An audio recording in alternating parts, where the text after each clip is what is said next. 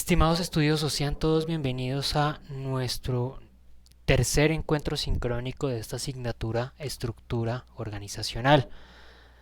Quien les habla, su docente John Jairo Arias Gómez, y tal cual como lo teníamos presupuestado dentro de nuestro plan de formación y cronograma de actividades del curso, el día de hoy estaríamos desarrollando nuestra tercera sesión sincrónica, en este caso la correspondiente al módulo número 2, módulo que se denomina Diseño Organizacional y Modelos Estructurales. La semana anterior nosotros desarrollamos otro encuentro sincrónico, en ese caso fue el encuentro sincrónico correspondiente al módulo número 1, donde hablamos sobre algunos de los modelos de estructura organizacional.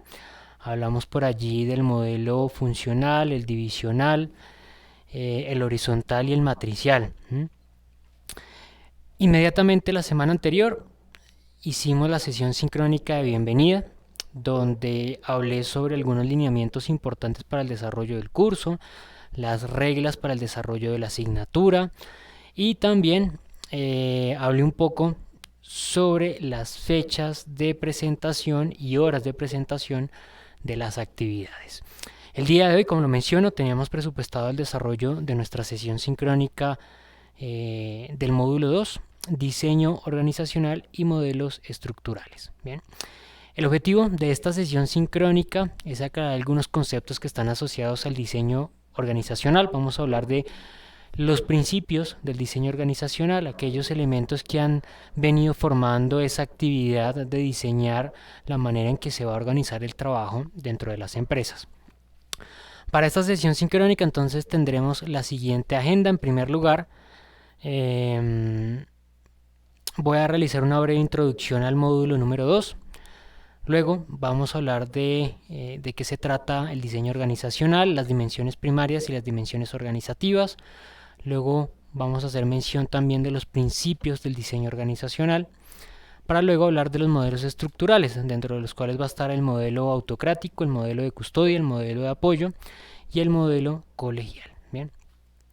Por último, vamos a hablar de algunos elementos asociados al ciclo de vida de las organizaciones. Bien. Inicialmente, recordemos que nuestro módulo número 2 se denomina diseño organizacional, como ya lo he mencionado anteriormente, y el mismo tiene dos competencias principales a desarrollar. La primera de ellas, aplicar los criterios pertinentes para la definición de los diseños organizacionales más efectivos de acuerdo a los requerimientos y a las políticas organizacionales. En segundo lugar, que ustedes puedan identificar los elementos que conforman el concepto de cultura organizacional y comprender su relación con la estructura organizacional para desarrollar análisis y gestión de acuerdo a las características de cada organización. Para dar alcance a estas competencias se ha planeado el desarrollo de dos actividades dentro de este módulo número 2. La primera de esas actividades en este momento se encuentra en su desarrollo, es la actividad número 3, Foro Participativo Diseño Organizacional. Esa actividad se habilitó desde el pasado lunes 19 de abril a las 8 de la mañana y va a permanecer habilitada hasta el próximo lunes 26 de abril a las 8 de la mañana igualmente. A esa misma hora, ese día, el 26, se habilitará la actividad número 4, tarea cultura organizacional, la cual va a permanecer habilitada hasta las 8 de la mañana del día 3 de mayo. En ese momento se cerrará esa segunda actividad de ese módulo para completar el 40% planeado para el desarrollo de este curso, de este módulo, perdón. Y con eso estaremos dando alcance al 60% de la asignatura. Con el 40% que se presente en ese módulo número 2 se estará desarrollando completamente el primer 60% del aula, quedando únicamente lo correspondiente al módulo 3, que estará comprendido de igual manera por dos actividades con el 40% restante.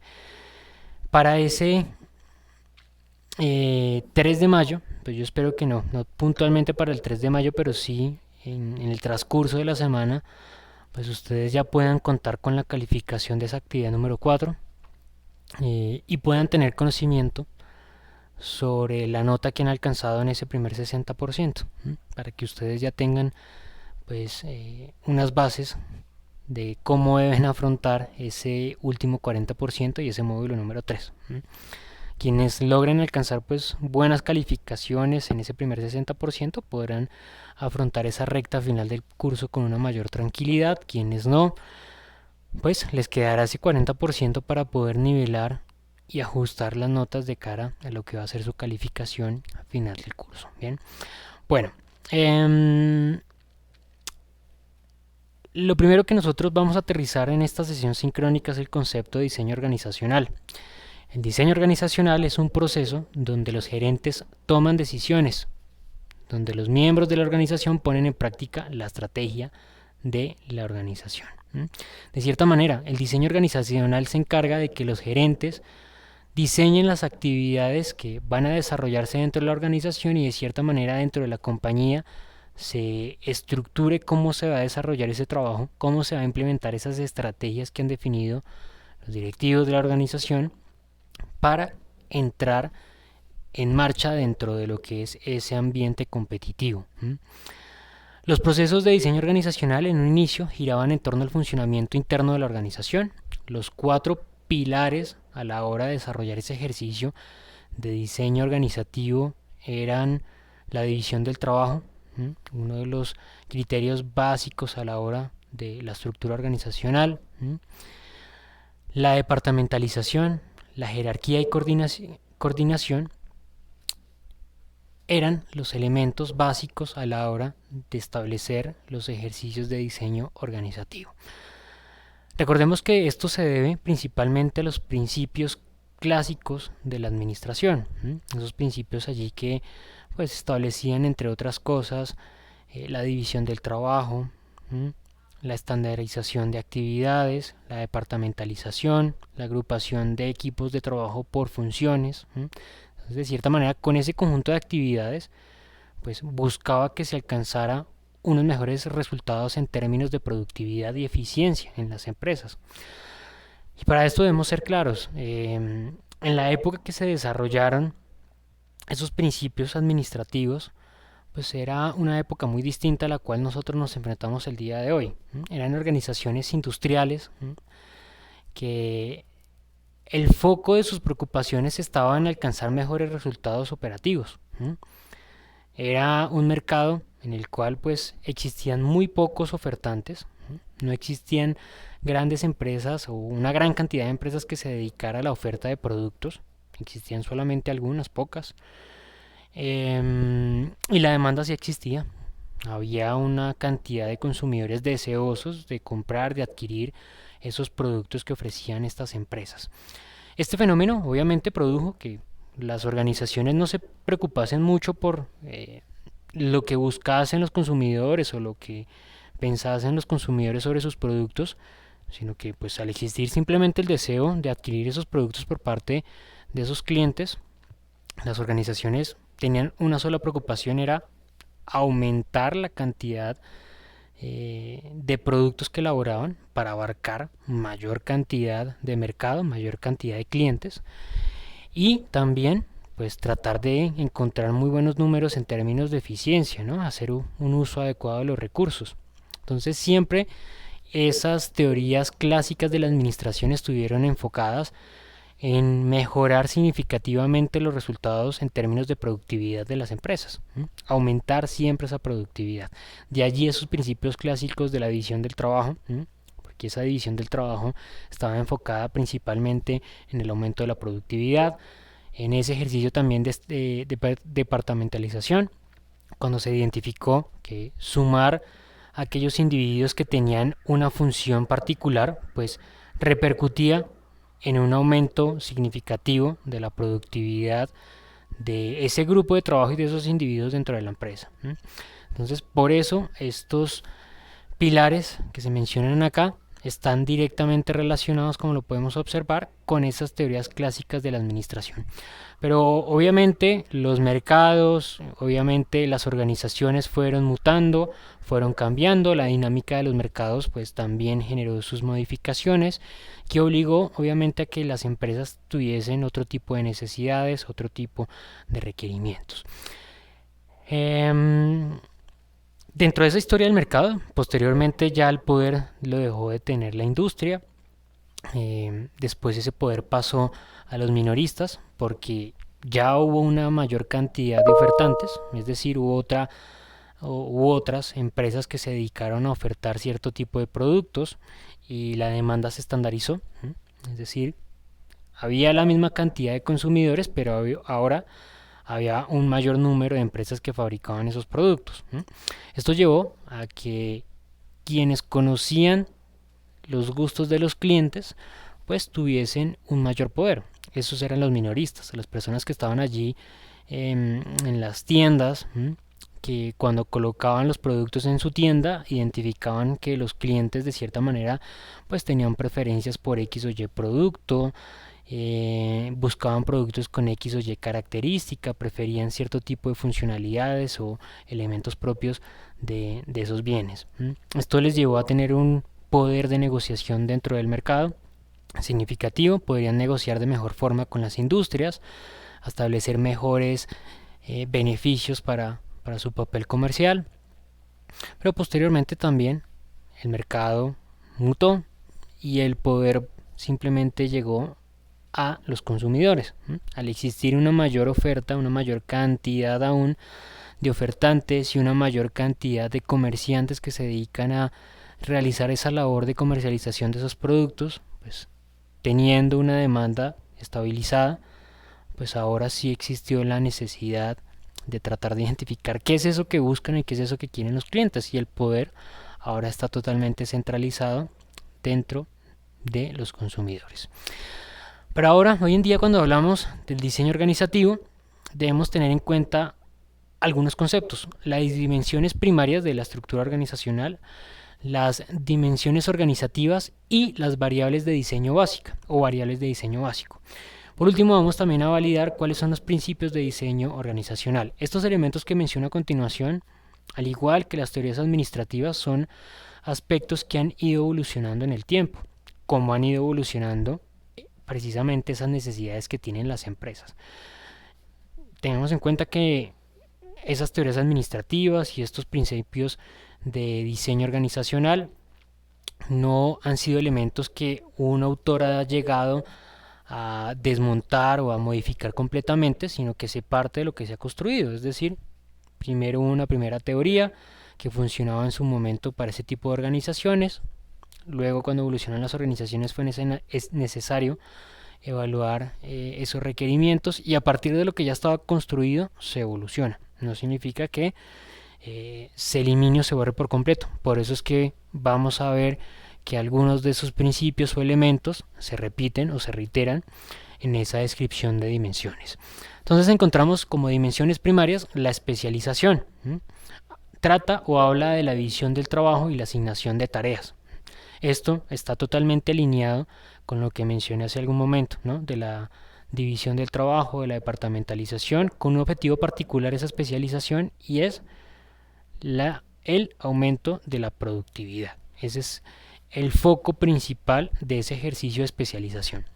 En segundo lugar, la estandarización, normalización de procedimientos que aplican a todas las tareas que se repiten con cierta regularidad.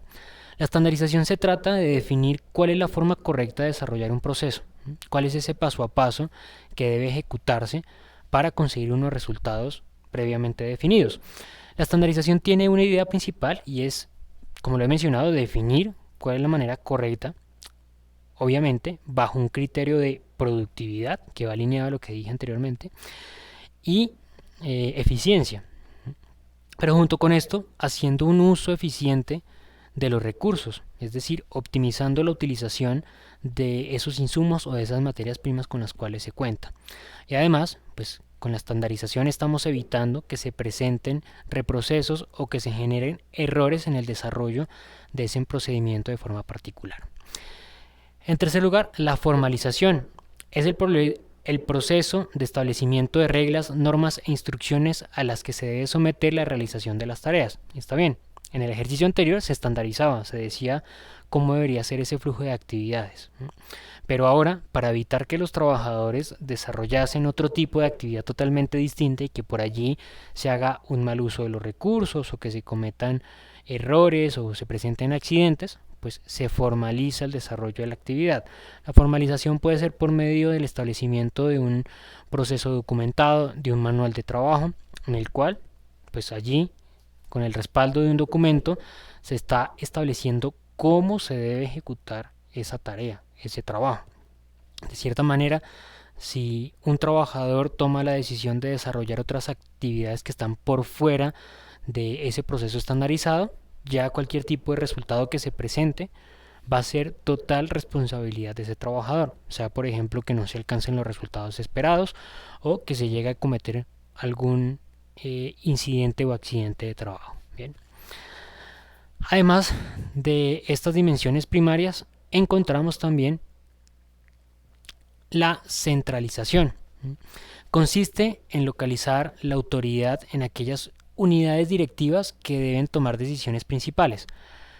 La idea de la centralización tiene un fundamento principal y es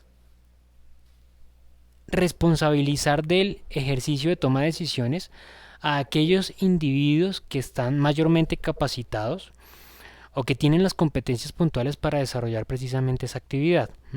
Y es que el ejercicio de tomar decisiones es algo pues que repercute directamente en los resultados de una organización y que no siempre todos los niveles de la empresa se encuentran capacitados para desarrollar ese ejercicio, ya sea porque no cuentan con las competencias o ya sea también porque no tienen las herramientas suficientes, no tienen acceso a la información necesaria para desarrollar ese ejercicio de toma de decisiones. Por eso, en algunas organizaciones es necesario que se desarrolle ese ejercicio de centralización, de ubicar ese poder de toma de decisiones en algunos individuos que cuentan con la capacidad y cuentan con las herramientas e información para tomar decisiones.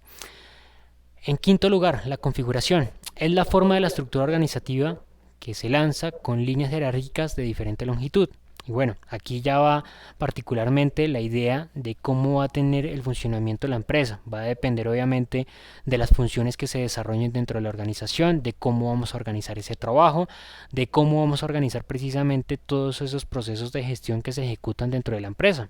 Para eso será necesario que también validemos e identifiquemos de manera muy clara cómo es la cadena de valor de la empresa, cómo va ese orden de procesos, de actividades que se ejecutan para que finalmente, después de un conjunto de trabajos, de tareas, se le entregue al cliente final un producto totalmente terminado. En sexto lugar encontramos el tradicionalismo, engloba al conjunto de valores que al ser asumidos por miembros de la organización normalizan su comportamiento al desempeñar las tareas. Y es que esto es un elemento sumamente también importante dentro de las organizaciones. Esto está muy relacionado con la cultura organizacional, ¿no? Ese aspecto que determina cuál es el comportamiento normal de un individuo dentro de la empresa, cómo actuar, cómo respetar los reglamentos o la normatividad que existe dentro de la organización, cómo enfocarse en el alcance de los objetivos organizacionales, cómo mostrar el compromiso de parte suya para con los resultados de la empresa. De cierta manera esto repercute de forma muy significativa en los resultados de la organización. Además de estas dimensiones primarias, también encontramos las dimensiones organizativas. Como lo he mencionado con anterioridad, recordemos, no parte de un cambio total de los elementos que se habían planteado anteriormente, sino una evolución de aquellos principios establecidos inicialmente. Acá partimos de la asignación de tareas individuales, muy relacionado con el principio inicial de las dimensiones primarias, ¿no? De esta individualización, donde pues prácticamente estamos dividiendo el trabajo, dependiendo de la función que tiene ese trabajo dentro de la compañía, para tener de manera clara cuáles son las actividades que se van a desarrollar, cuál es el conjunto de esfuerzos que tiene un proceso en particular y que se requiere ejecutar para conseguir esos resultados, y establecer actividades puntuales para que un trabajador entienda de manera rápida y sencilla cómo va a desarrollar su trabajo y cómo va a aportar a la cadena de valor de la organización. En segundo lugar encontramos la formalización, también nuevamente un ítem relacionado directamente con las dimensiones primarias, donde básicamente vamos a determinar cómo es el flujo de actividades dentro de la organización por medio de algún respaldo, como es los documentos, los medios informáticos. Dentro de los documentos pues están, por ejemplo, los manuales de trabajo, los procedimientos documentados, donde allí se establece cuál es el flujo de actividades necesario a desarrollar en una tarea particular o en un proceso particular.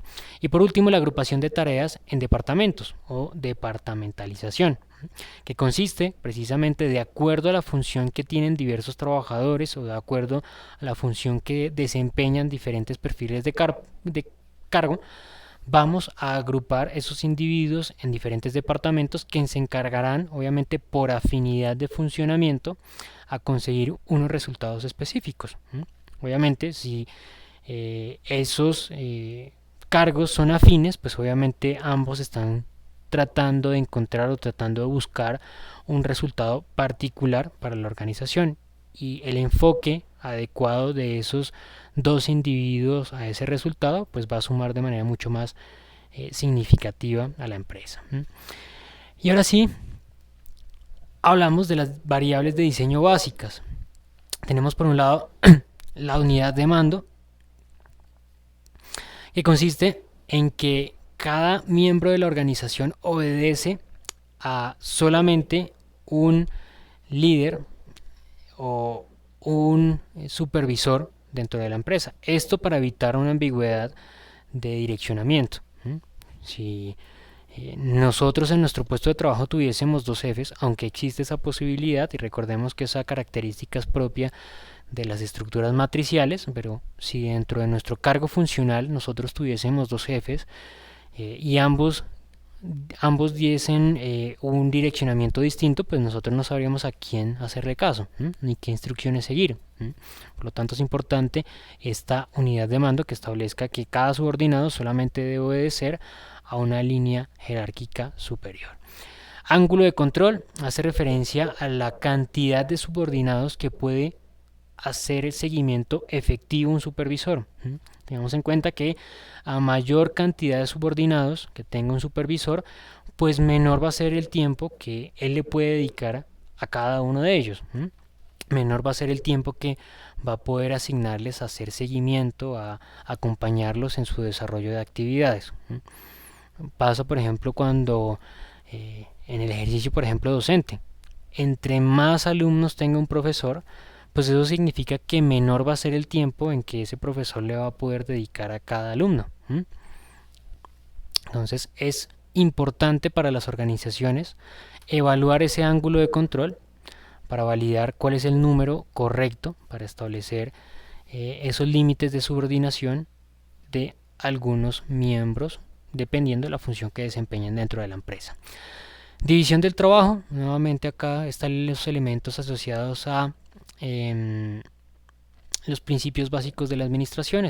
División del trabajo, recordemos que está alineado al aumento de la productividad, y la departamentalización también es un ejercicio de agrupación de las tareas dependiendo del funcionamiento que desarrolle un individuo o cierto cargo, en el cual a partir de la suma de otro individuo que desarrolle actividades similares, pues sencillamente van a poder alcanzar mejores resultados. Bien. Ahora hablemos de los modelos estructurales, ya partiendo de esos criterios básicos del diseño organizacional. Hay otros conceptos importantes que debemos tener en cuenta, que son los modelos estructurales. Dentro de los modelos estructurales nosotros vamos a poder identificar el modelo autocrático, el modelo de custodia, el modelo de apoyo y también el modelo colegial. El primero de ellos es el modelo autocrático, o lo denominamos como modelo autocrático. Este modelo constituye un medio muy útil para el trabajo efectivo del cumplimiento del trabajo del método aceptable para la determinación del comportamiento de los administradores. La fuerza combinada de los conocimientos sobre las necesidades de los empleados y de los cambios que recurren, los valores sociales, dio el reconocimiento que existen mejores maneras de administrar los sistemas organizacionales. Este modelo autocrático tiene una relación directa con el aporte significativo que puede hacer cada individuo de trabajo sobre las actividades funcionales que se le asignan, pero acá hay algo muy importante que se resalta dentro del modelo autocrático y es la necesidad de identificar los requerimientos que tienen esos subordinados, o bueno, esos clientes internos, que son los trabajadores. Recordemos que en esa interacción que existe entre el individuo y la empresa hay una relación recíproca. El individuo tiene unos intereses. Ese individuo tiene intereses de un salario, una remuneración justa, tener un trato respetuoso, en algunos casos tener un crecimiento, un desarrollo profesional. Y por su parte la organización también tiene unos intereses particulares, que el trabajador desarrolle esa función, que se desarrolle un trabajo, optimizar sus beneficios, mejorar sus utilidades, obtener ganancias. Esa relación entre individuo y organización se da en un ambiente de reciprocidad, es decir, que cada uno identifica que el otro, a partir de la acción que desarrolle, puede aportarle al desarrollo de sus objetivos que cada uno tiene. Por eso es muy importante que acá la organización también se preocupe por identificar cuáles son las necesidades que tiene ese consumidor interno, es decir, el cliente, porque a partir de identificar de manera detallada cuáles son esos requerimientos que tienen los clientes internos nuevamente, puedo yo diseñar estrategias para que esos trabajadores míos aumenten significativamente su compromiso y aumenten significativamente su orientación hacia los logros que tiene mi empresa. Esto se denomina en otros ámbitos como el contrato psicológico, en donde a partir de un plus que dé la organización, el trabajador psicológicamente identifica cómo la empresa se está preocupando por que él alcance de mejor forma sus objetivos, y al identificar eso pues va a aumentar sus esfuerzos para que también la organización alcance los objetivos que ella tiene trazada. Es una maximización de esa relación recíproca que existe entre individuo y entre la organización. También encontramos el modelo de custodia. Este depende de los recursos económicos. Si una organización carece de recursos suficientes para el ofrecimiento de pensiones y el pago de otras prestaciones, le será imposible adoptar este modelo. Este enfoque de custodia da como resultado la dependencia de los empleados respecto a la organización, en lugar de depender de su jefe, o los empleados dependen directamente de las organizaciones. Este modelo establece una relación directa entre la organización y el empleado, más allá de esa relación que va a existir a partir de la estructura funcional que establezca la empresa. Normalmente nosotros estamos acostumbrados a tener una relación directa es con nuestro jefe, ¿no? Nosotros concebimos que la relación que nosotros tenemos con la organización es con el jefe, ¿no? Cualquier tipo de solicitud, necesidad, directriz que se establezca dentro de la empresa va a estar dada a partir de esa relación que existe entre el individuo y el jefe directo de ese individuo. Es así como se traduce ese conjunto y ese desarrollo de actividades.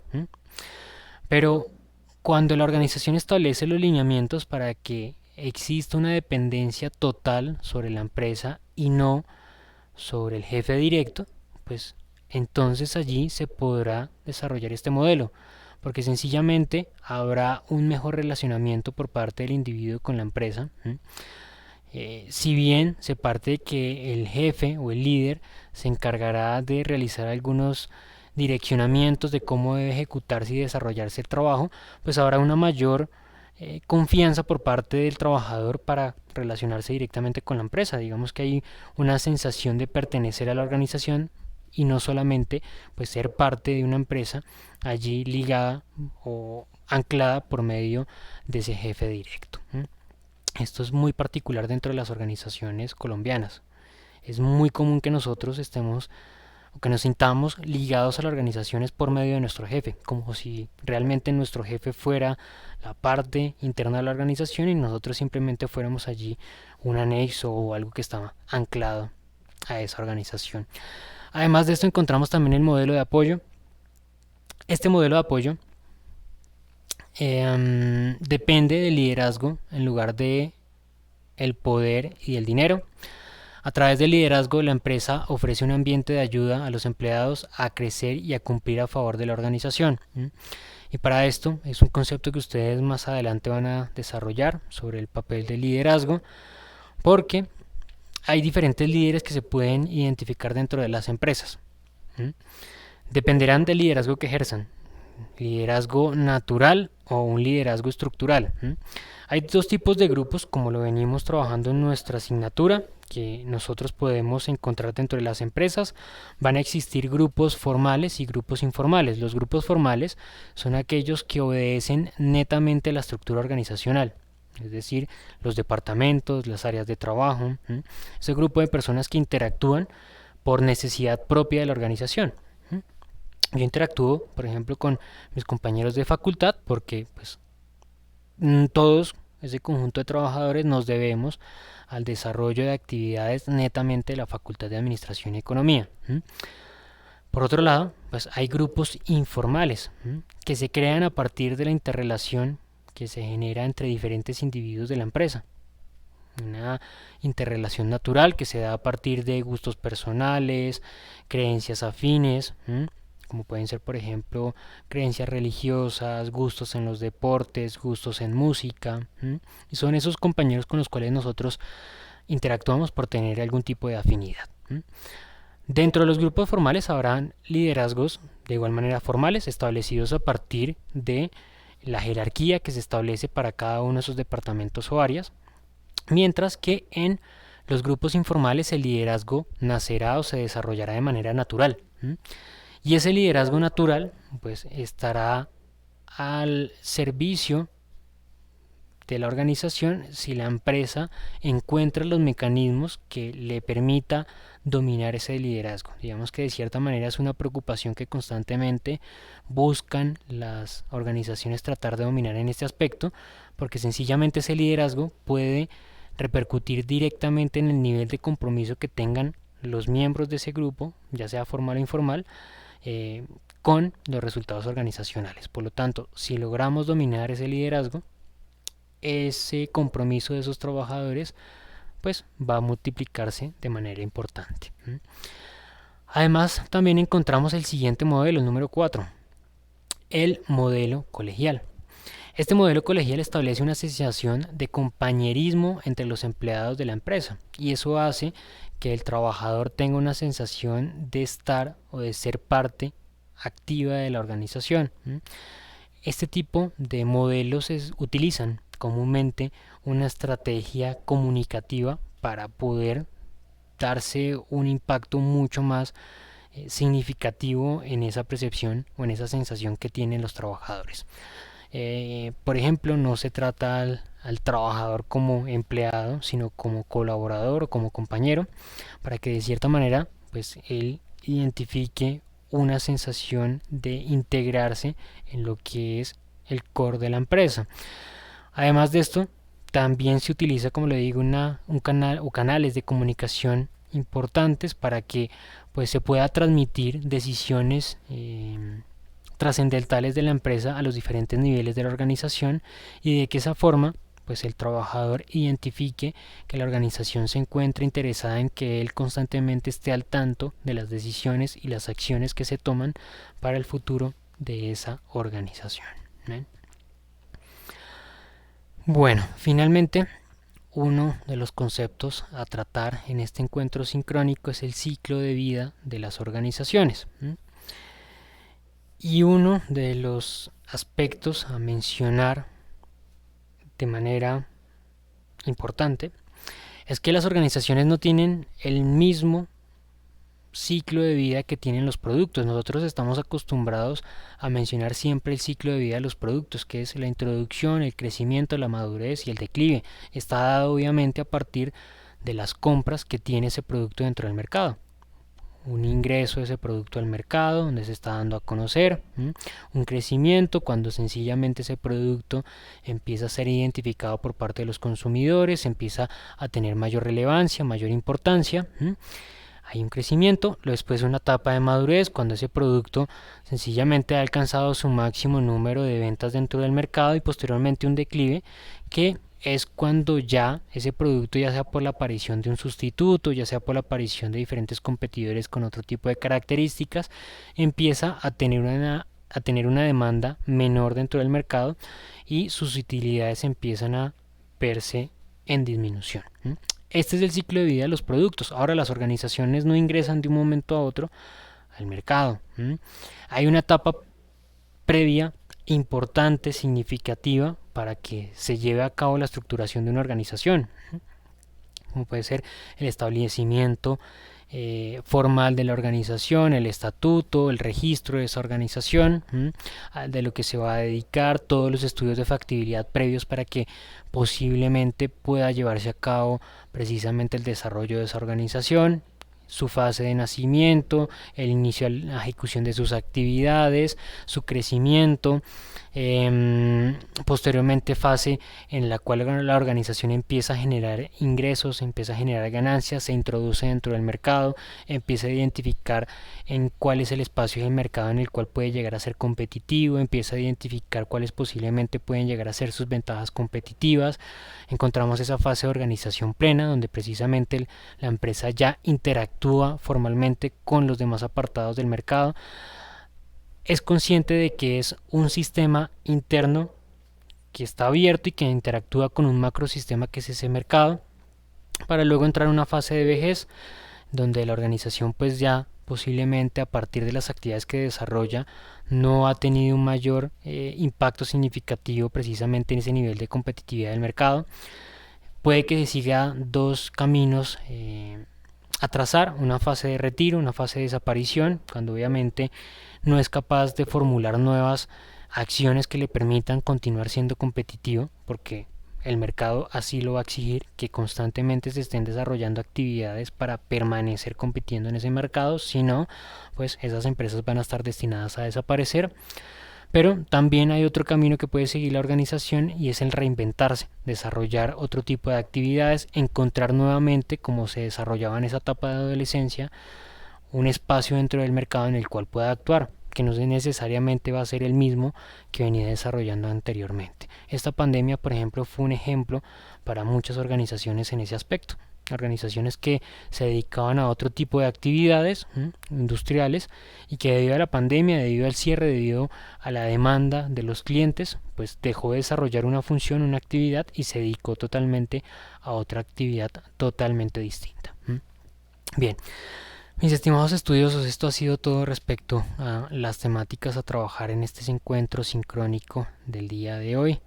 Quiero preguntarle a Emerson, es el que está todavía conectado al encuentro sincrónico, si tienes alguna inquietud, duda, comentario, sugerencia.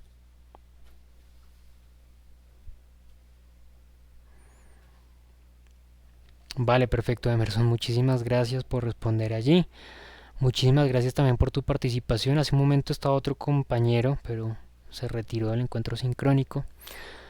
Para los demás, quienes posteriormente vean el video que queda acá de la sesión, si tienen alguna duda, alguna inquietud, recuerden que me pueden escribir por medio del correo electrónico de la plataforma. Yo voy a estar allí pendiente a resolver cualquier duda o inquietud que tengan. Les deseo un feliz fin de jueves, también un feliz fin de semana. Recuerden que este próximo lunes tenemos el cierre de la siguiente actividad evaluable, este lunes 26 a las 8 de la mañana. A ustedes el día de hoy ya les debe haber aparecido un nuevo anuncio temprano que les recordaba precisamente ese cierre de la siguiente actividad.